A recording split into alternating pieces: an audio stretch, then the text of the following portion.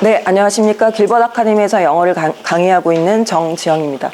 제가 오늘 강의할 문제는 고2, 고3 응용어법 문제로 저는 오늘 고2, 고3 모두 2등급 이상 학생을 대상으로 수업을 진행해 보도록 하겠습니다. 자, 먼저 A 지문을 먼저 보면 처음에 첫 문장에 일단 소재를 파악할 수 있으니까 첫 문장부터 읽어보겠습니다.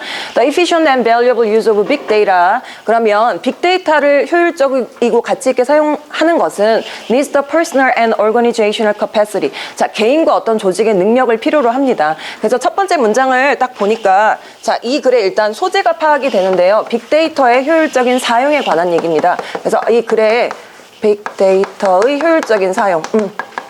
그럼 이거를 효율적으로 사용하려면 어떻게 해야 되는지가 아마 글 밑에 내용에 전개가 될 것 같습니다. 그래서 개인과 조직이 질문을 할 수 있어야 되는데 어떤 질문이냐. 올바른 질문 그리고 적절한 방법으로 올바른 방법으로 질문을 할 수 있어야 된다라고 얘기합니다. 자, 그러면 적절한 방법으로 적절하게 질문을 하려면 또 뭐가 필요한가라는 이야기가 밑에 계속 이어집니다. 자, 빅데이터 is powerful. 빅데이터는 강력해집니다. If only it is generated, combined or supported. 그것이 만들어지고 결합되고 그 다음에 뒷받침될 때 누구에 의해서냐? By the creation of strong narratives. 그래서 여기서 이제 힌트가 나오는데 빅데이터를 효율적으로 사용하려면 서사라는 것이 필요하다. 이야기 구조가 필요하다라고 얘기를 하고 있습니다. 그래서 강력한 서사의 어떤 창작에 의해서 그거의 만들어짐에 의해서 그 빅데이터가 만들어지고 결합되고 뭔가 뒷받침이 될 때만 빅데이터가 강력해집니다. 라고 돼 있고 organizationally and contextually framed. 이게 조직적으로 그리고 맥락적으로 어떤 틀을 갖추고 있어야 된다라고 지금 부연 설명이 들어가 있습니다. 그러면 제가 1번 문제에서 지금 체크 포인트로 잡은 부분은 자, 이거를 가정법으로 볼 것인가 또는 조건문으로 볼 것인가 요거를 지금 체크 포인트로 잡아서 설명을 하도록 하겠습니다. 지금 1등급 제가 2등급을 기준으로 잡았는데 사실상 1등급 학생들은 여기서 자, 가정법이냐 조건문이냐 이렇게 써주면 아마 답을 찾을 수 있을 것입니다. 하지만 2등급 학생들은 조금 더 설명이 필요한데 그렇다면 저기 써있는 if only의 의미를 좀 제대로 알아야 되는데요. 저기 김인섭 선생님. 네, if only가 어떤 의미인가요? only 이하이기만 하면 네네, 이렇게만 하다면, 그래서 뭐뭐이기만 하다면 이라는 뜻이고 이게 가정의 의미로 쓰이고 이렇게 하기만 하면 좋을 텐데 라는 가정의 의미로 쓰입니다. 자, 그렇다면 지금 2등급 학생들은 여기까지만 설명해주면 이해를 할 수 있겠지만 사실 3등급 이하 학생들은 조금 어떤 설명도 더 필요하냐면 자, 가정법이라는 건 사실을 반대로 사실이 아닌 것을 설명하는 것이고 가능성이 없는 것을 얘기하는 것입니다. 그렇다면 이 내용이 지금 가능성이 없는 것을 설명하고 있는 것이냐에 초점을 맞춰서 좀 설명을 해준다면 아이들이 이해할 수 있을 것 같습니다. 자, 그렇다면 조건문은 우리가 그냥 if를 쓰면 되는데요. 그러면 만약 이런 조건이 충족된다면 그리고 이런 조건이 충족되기만 한다면 그런 상황이 있기만 한다면 라는 의미로 쓰이려면 저 only를 앞에 if절 전체를 수식하는 부사로 붙여서 only의 위치를 이렇게 조정을 해주면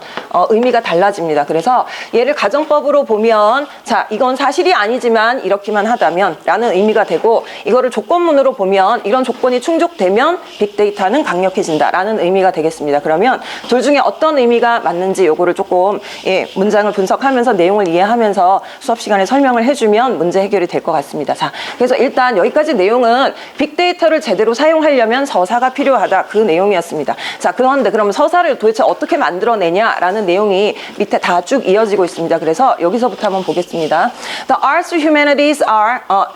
and humanities are important in the age of digital transformation and big data. 자, 그래서 이건 교양 인문학이 중요합니다. 이런 디지털로 이제 변형하고 그 다음에 빅데이터를 사용하는 이런 시대에 중요한 게 뭐냐? 바로 교양 인문학입니다. 왜냐하면 이 교양 인문학이 지식적인 영역을 지배하기 때문입니다. 누구의 지식적인 영역이냐 하면 of the creation and communication of narratives as well as meanings of human life. 그래서 인간 삶의 의미뿐만 아니라 우리가 앞에서 얘기했던 이 서사를 만들어내고 서사를 전달하는 데 있어서 지식의 측면을 담당하는 게 바로 누구냐? 이게 바로 교양 인문학이다라고 얘기합니다. 그래서 이 글의 내용을 이제 정리를 하면 빅데이터를 효율적으로 사용하려면 이런 교양 인문학의 뒷받침이 되는 서사가 있어야만 빅데이터를 효율적으로 사용할 수 있다라고 내용이 이제 정리는 다 됐습니다. 자, 그래서 이제 문제가 있는 2번으로 넘어가면 지금 방금 한 말을 다시 말하면 in other words라고 했으니까 다시 말하면 이 교양인문학은 능력이 있어야 됩니다. 이런 능력이 있습니다. 어떤 능력이 있냐? of being embedded into big data.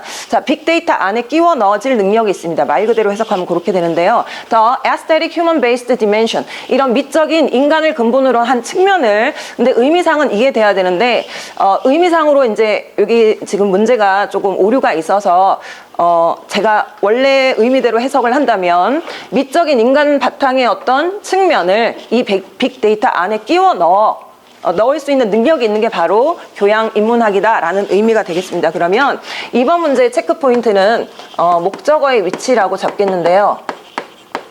사실 고2 정도까지는 아직 이런 문제는 많이 등장을 하지 않습니다. 그래서 고3 1등급 학생들이라면 이런 문제를 몇 번 접해봤기 때문에 제가 목적어의 위치를 잘 봐라라고 하면 이제 힌트를 얻을 수 있는데 2등급 정도의 학생들이라면 저거를 목적어 없기 때문에 그냥 수동태가 맞다라고 좀 착각하고 넘어갈 가능성이 있습니다. 그래서 여기서 이제 2등급이나 또 3등급 이하의 아이들에게 이제 추가적인 설명을 해주자면 팀장님, 네, A를 B에 끼워 넣다라고 할 때 어떤 표현이 있나요?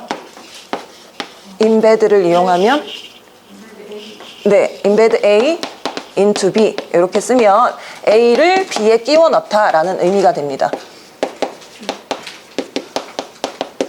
그러면 이 문장을 그런 식으로 이제 이해를 해서 문장을 봤을 때 자, 교양인문학이 무엇을 어디에 끼워 넣느냐라는 관계를 좀 따져봐야 됩니다. 근데 여기서 지금 수동형으로 쓰였기 때문에 있는 그대로 해석하자면 교양인문학이 빅데이터에 끼워 넣어진다라고 해석이 되고 하지만 뒤에 이제 명사가 덩어리가 하나 더 있기 때문에 자, 2등급 정도의 학생들이라면 이 명사가 여기 왜 있을까라고 좀 의심을 할 수 있습니다. 그래서 자, 목적어의 위치를 그럼 다시 한번 봐라라고 했을 땐 그러면 목적어가 사실은 여기 있어야 되는데 뒤로 간 거구나라고 좀 힌트를 얻을 수 있을 것 같습니다. 그러면 해석을 자연스럽게 하자면 교양인문학이 이런 인간 바탕의 어떤 측면을 빅데이터 안에 끼워 넣을 수 있다라고 해석을 하는 게 맞고 자 그렇게 보면 저기 있는 being embedded라고 수동형으로 쓴 것이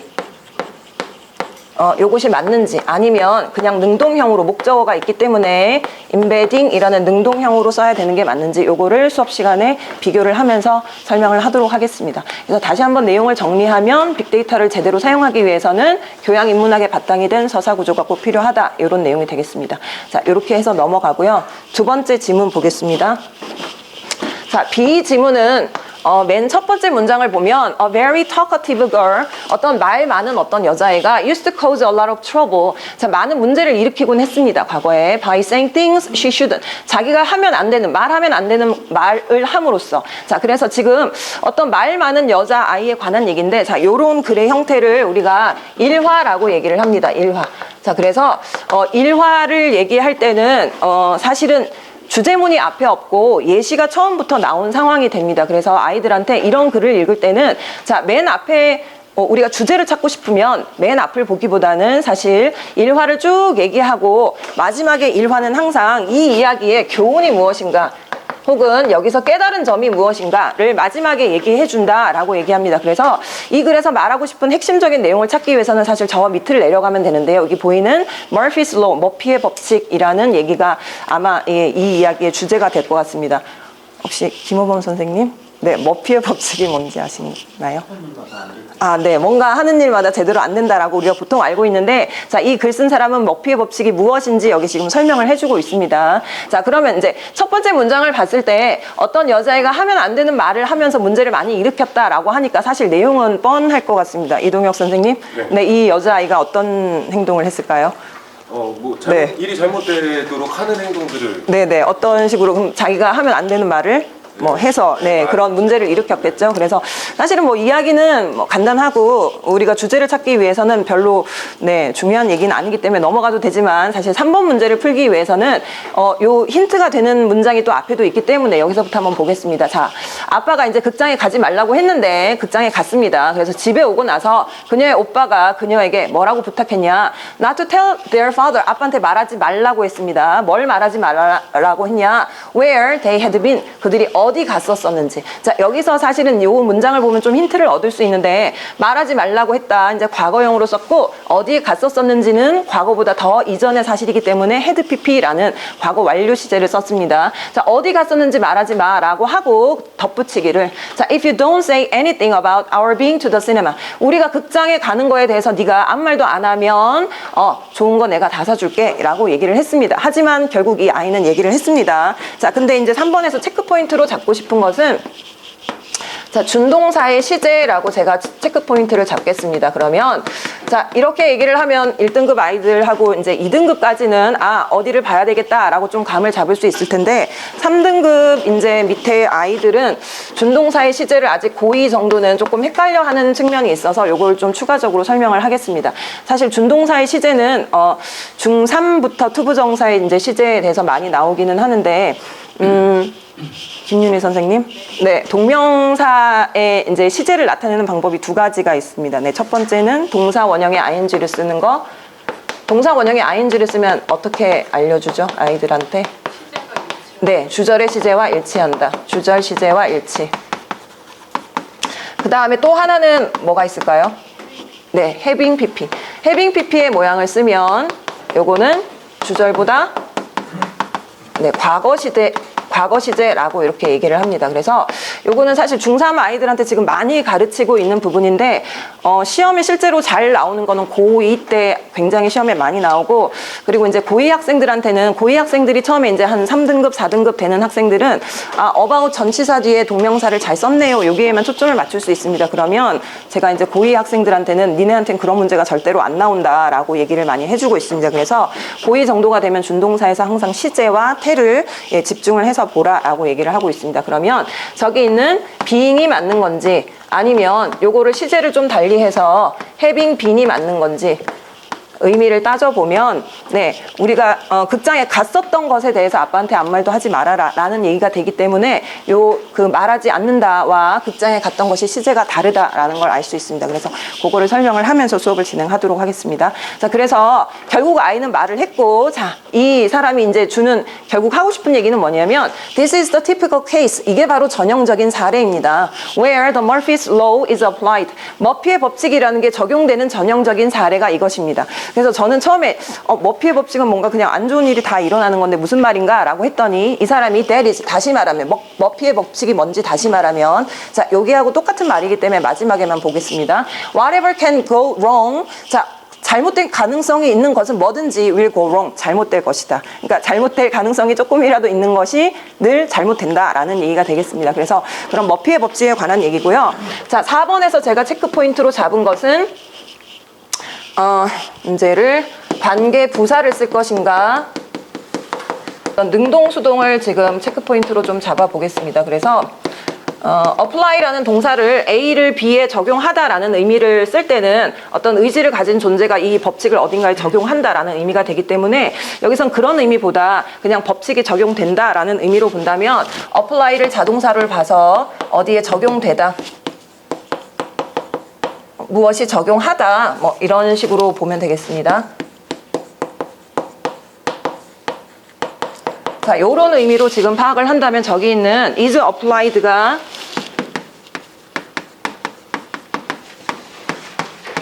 네, 자동사로 쓰여서 applies라고 그냥 능동으로 쓰는 형태가 그럼 맞는 것으로 보겠습니다. 네, 그렇게 하면 돼요.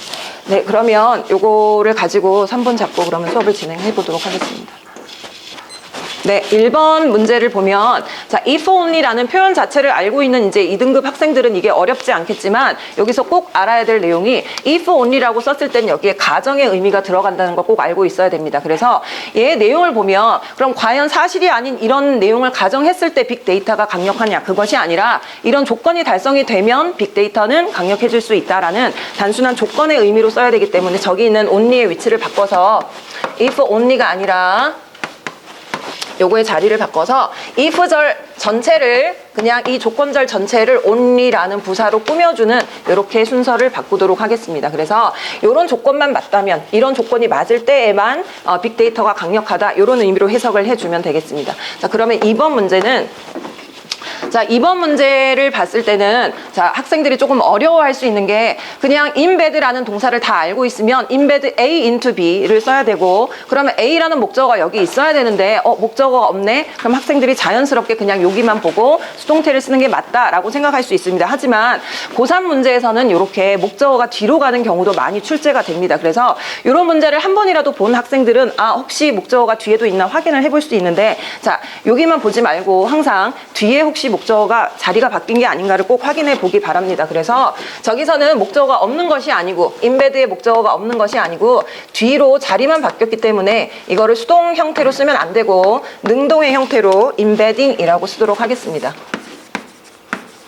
자, 그 다음에 3번 문제를 보면 3번은 고2에서 아주 많이 나오는 준동사의 시제에 관한 문제입니다. 근데 내용을 이제 살펴보면 만약에 우리가 극장에 가는 것을 말하지 않는다면 자, 아마 이거를 생각하지 않고 보통 학생들한테 해석을 하라고 하면 그냥 자연스럽게 해석은 극장에 갔던 것을 말하지 않는다면 이라고 해석은 잘 합니다. 하지만 자, 자기가 하고 있는 말의 시제를 잘 따져보면 지금 극장에 가는 것을 지금 말하지 않는다면이 아니고 극장에 갔던 것에 대해서 말하지 않는다면 이라고 시제에서 이미 차이가 생깁니다. 그러면 저렇게 준동사를 이용해서 시제가 차이가 나는 주절과 시제가 차이 나는 형태를 쓸 때는 단순히 동사 원형의 ing를 쓰는 게 아니라 have pp를 이용해서 having pp라는 형태를 사용하게 됩니다. 그래서 요거를 having pp의 형태로 having been이라고 붙여주면 의미가 극장에 전에 갔던 것에 대해서 아빠에게 말하지 말아라 라는 내용이 되겠습니다. 자, 그 다음에 이제 4번 문제를 보면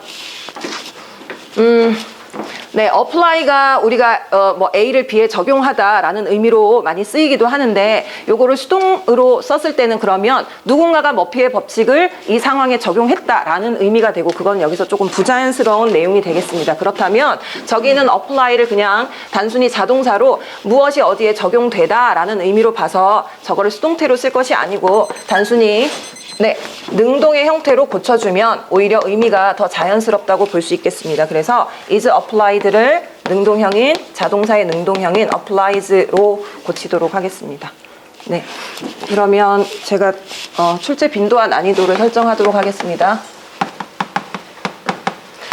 자, 빈도는 지금 고3 문제에서 사실 if only하고 only if는 학교 시험에서 요거를 살짝만 바꾸면 되고 학생들이 좀 잘 모를 수도 있는 문제이기 때문에 선생님들이 내면 아주 학생들의 좀 네, 오답률이 높을 것 같습니다. 그래서 학생들이 느끼는 난이도는 3.5 정도 되고 그렇다고 아주 많이 학교 시험에 출제되는 정도는 아니기 때문에 빈도는 이 정도로 주도록 하겠습니다.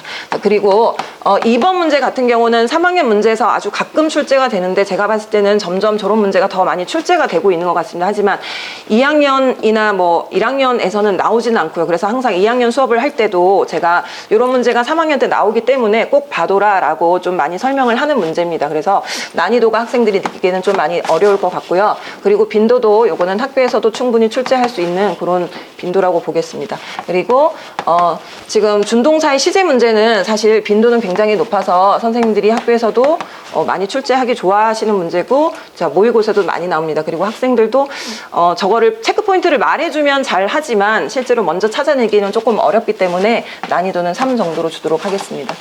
그리고 마지막 문제는 저도 지금 그 부분을 체크 포인트로 잡지 못해서 조금 많이 헷갈렸었는데요. 그래서 저거를 자동사로 쓸 수 있다라는 거 하고 그 다음에 자동사, 타동사를 다 쓸 수 있는 동사를 그럼 어떨 때는 자동사로 쓰고 어떨 때는 타동사로 쓸 것이냐를 좀 구분을 해야 되기 때문에 학생들이 느끼는 난이도는 조금 많이 어렵고 실제로 출제되는 것도 조금 나올 수 있을 것 같습니다. 네. 수고했습니다.